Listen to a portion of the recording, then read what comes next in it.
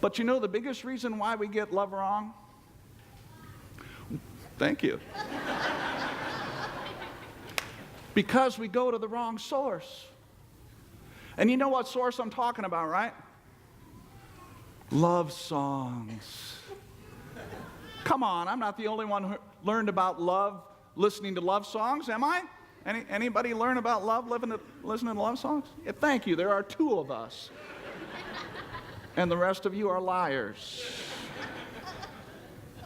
So I knew in preparation for this message that I would need to do some research. I was going to need to travel back in time, and for me that is the 80s. And so I took my phone out and I went to Spotify. I love Spotify. Anybody else love Spotify? You have any idea what I'm talking about? Yeah. It's a great music app. So I went to Spotify. I searched 80s love songs.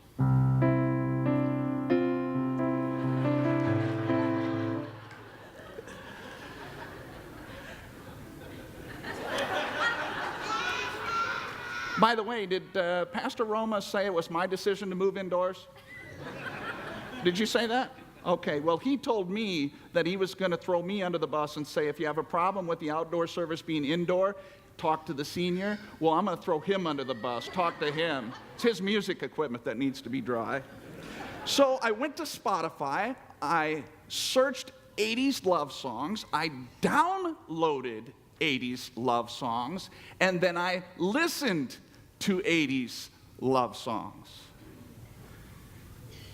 How depressing was that? I'm all out of love. I'm so lost without you. I know, you guys are way better. But wait till I get to a couple other songs I'm going to sing. You know, and like, how can I live without you? As I scrolled through, listened to portions of these love songs, I realized and had reinforced in my mind the myth, the number one myth today, the first myth, love is an emotion. Any guesses to the music star that grew up in St. Louis, in fact, that I got that idea from?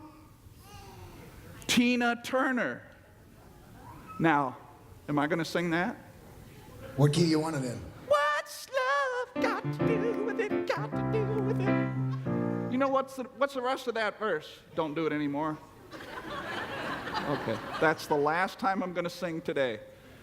What's love but a second-hand emotion? Is that really what love is? It's an emotion? That's a myth. It includes emotions. It includes feelings. But if that's all it is, we're in trouble. Oh, by the way, I won't sing this. Maybe you're not an 80s person. Maybe you're more of a 60s. Apparently, the Four Tops, they had a song, a love song, I Got a Feeling. Okay? It's not just feelings. Love is a part of the emotional process. But somebody named Paul, the apostle, not McCartney, reminds us of this in the love chapter. It reads this: love is patient and kind. Love does not envy or boast. It is not arrogant or rude. It does not insist on its own way. It is not irritable or resentful. The NIV says, keeps no record of wrongs. It does not rejoice at wrongdoing, but rejoices with the truth. Love bears all things, believes all things, hopes all things, endures all things. Love never fails. Sounds more like an action to me. Sounds more like an attitude to me. Sounds like a choice. It's not something you feel, it's something you do.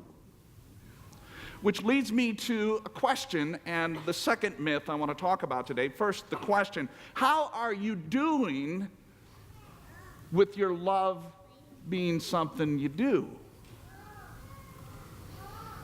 How about your patience? I have this great thing about patience. I have children. And I have decided that it's not being impatient if you put a please in front of it. Please stop doing that. See, when you say please first, it doesn't qualify as being impatient. Are you kind? How about selfish? Insisting on your own ways? How about being resentful? Keeping record of wrongs. And you probably have record of wrongs of people who don't even know that you're upset with them.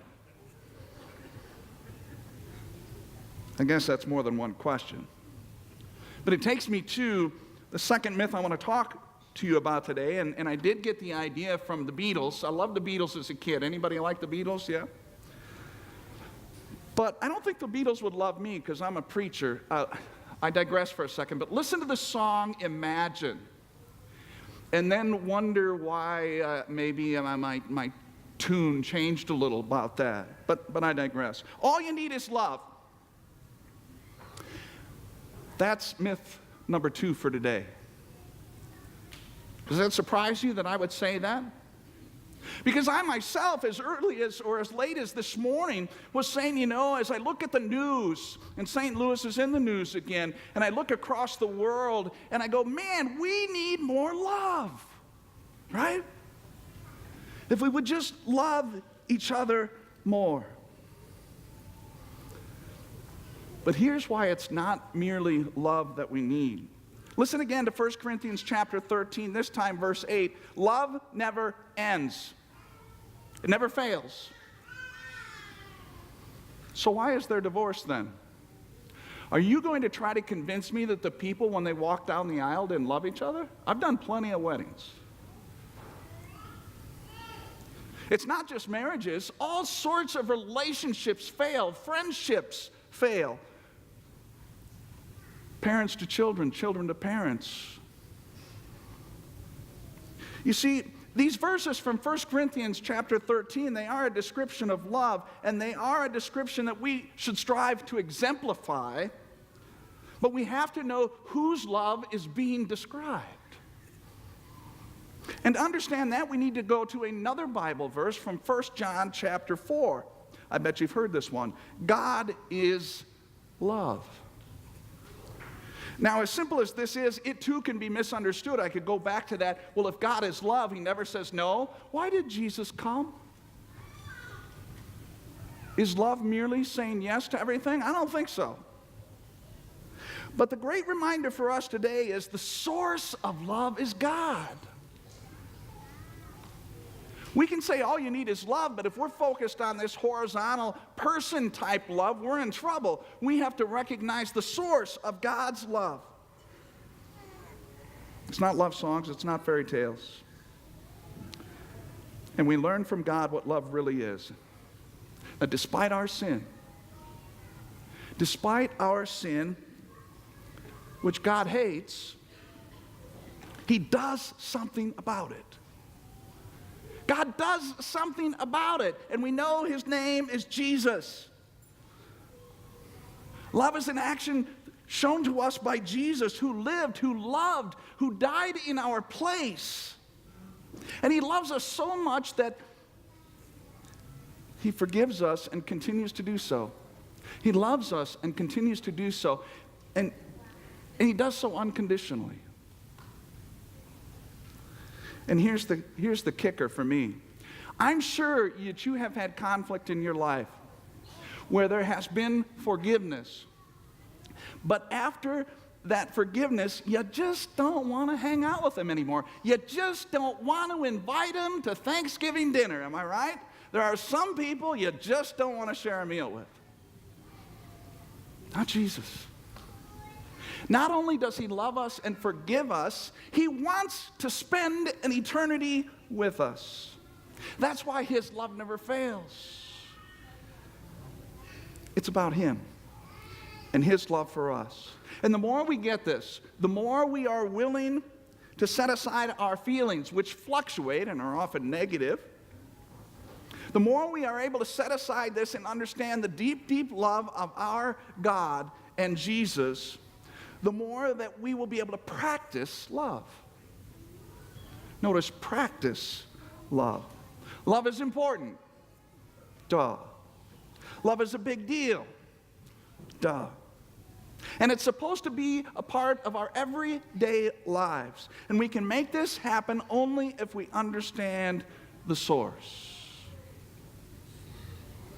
We need the source.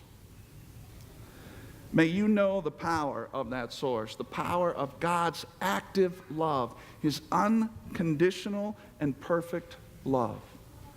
And may you rejoice in that love and make efforts to show the world that desperately needs to see that kind of love.